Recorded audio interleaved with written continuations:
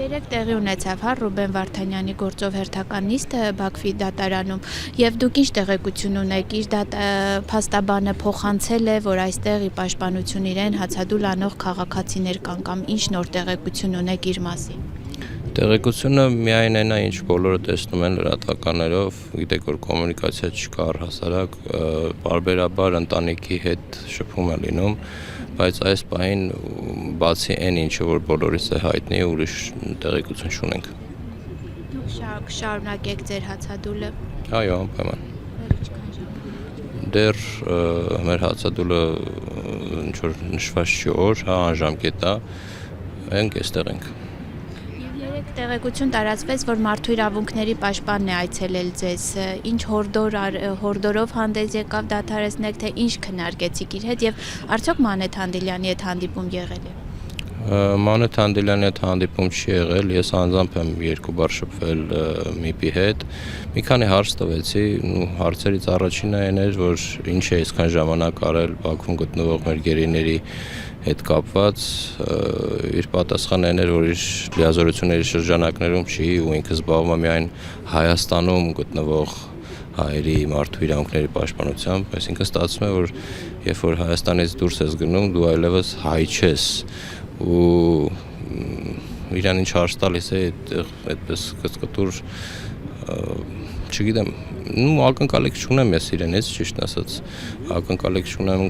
ոչ միայն իրենից, այլ նաև ամբողջ կառավարությունից, եթե նրանք ինչ-որ բան կարողանային անային, մինչև հիմա կանեին, բնականաբար կարողանալը չի, նրանք ցանկություն չունեն անելու, նրանք ամեն ինչ անում են, որ այդ մարդիկ ինչքան հնարավոր երկար են տեղ մնան։ Միֆ է թե որ հայտարարում են, թե մենք անում ենք ինչ-որ բան, պետք չի խոսալ, ազգային ժողովի նախագահը ասում է պետք չի խոսալ, մոռացեք այդ թեման որ լսում ես իրենց չես հասկանում ես մարդիկ Հայաստանի Հանրապետության հետ առհասարակ կապ ունեն թե թվում է թե նրանք հատուկ դեսպաններն են Ադրբեջանի Հայաստանի Հանրապետությունում Իսկ Տիկին Հանդիլյանը ինքը չցանկացավ հանդիպել մարդու իրավունքների պաշտպանին Դե հանդիպելու բան էլ չկա հանդիպես նրա հետ որ ինչ անես ինքը իր տեղում չի իր գործելավոճը տեսնում ենք ինչա հանդիպենք հետո ինչ անենք հենց նաև իր մեղավորությունն է որ հասել ենք այսօրի Ռուբեն Վարդանյանի հետ կապված տեղեկությունները նույնն են այնինչ կա այն ինչը որ հանրային է բոլորս գիտենք իրականում շատ դժվար է կոմունիկացիան գրեթե չկա գիտենք այդ պայմանները ինչ կապված է դատավարությանը ավել ոչինչ չկա նոր ոչինչ չկա ինչ որ հարիր է Ալիևյան ռեժիմին այդ ֆարսը շարունակվում է ակնհայտ է որ Ռուբեն Վարդանյանը նկարներից նայելով նաև այն տեղեկությունները որը ստացել ենք ակնհայտ է որ Վարդանյանի առողջականը ծայրահեղ վատ է ծանր է այս մասով այսքանը ուրիշ նորություններ չկան առայժմ Դուք շարունակեք ձեր հացադուլը ինչքան ժամանակ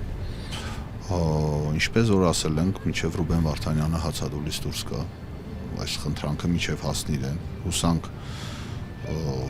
ինչ-որ պահի կհասնի և